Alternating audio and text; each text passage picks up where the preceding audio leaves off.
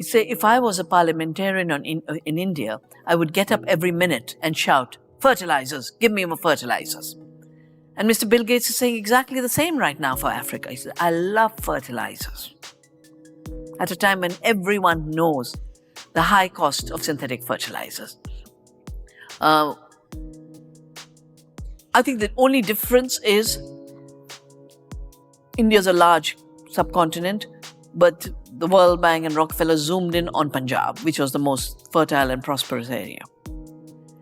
In the case of Africa, they're wanting to cover all of Africa because they have to do two things.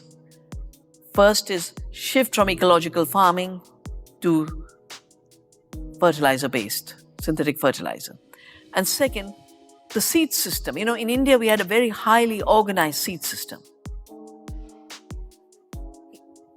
including government institutions, including private industry. But Africa, most of the seed system is farmer seed system.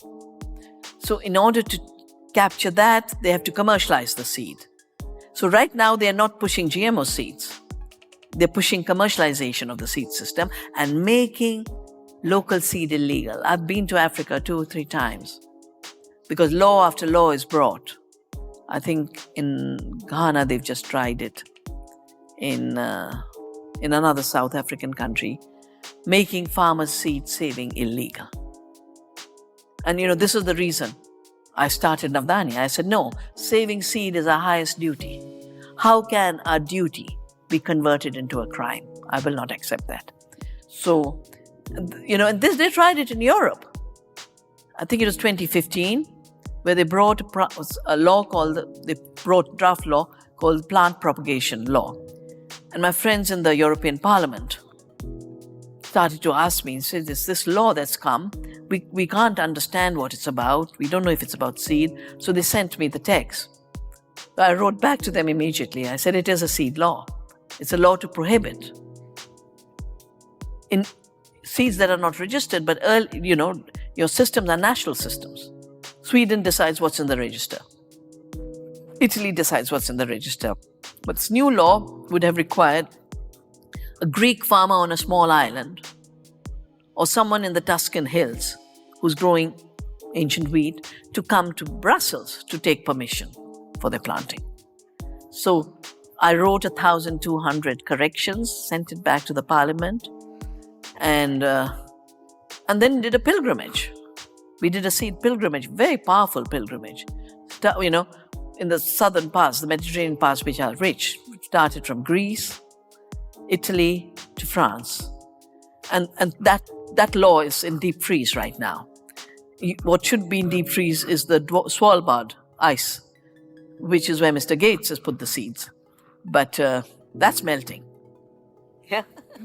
People used to, the films have been made on, Navdanya's philosophy of living seed, conserving it by growing it out, and the Svalbard, of freezing it.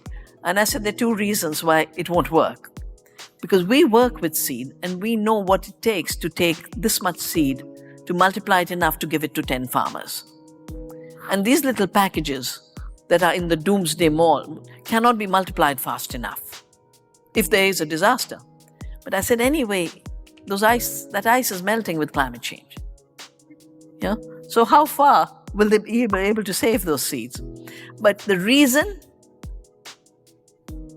these seeds are not valuable for multiplying. They are valuable for digital mapping. So there's gene editing, which is the manipulation of the plant. But there's digital mapping, which is Mr. Gates' attempt to own the seed through digital maps. So these little packages have in it, this corn is drought tolerant, it matures in 2 months, and it has this flavor. Well, he just had to do a genome map. And he said, I created it. And this is how most new patents are being taken, through digital mapping.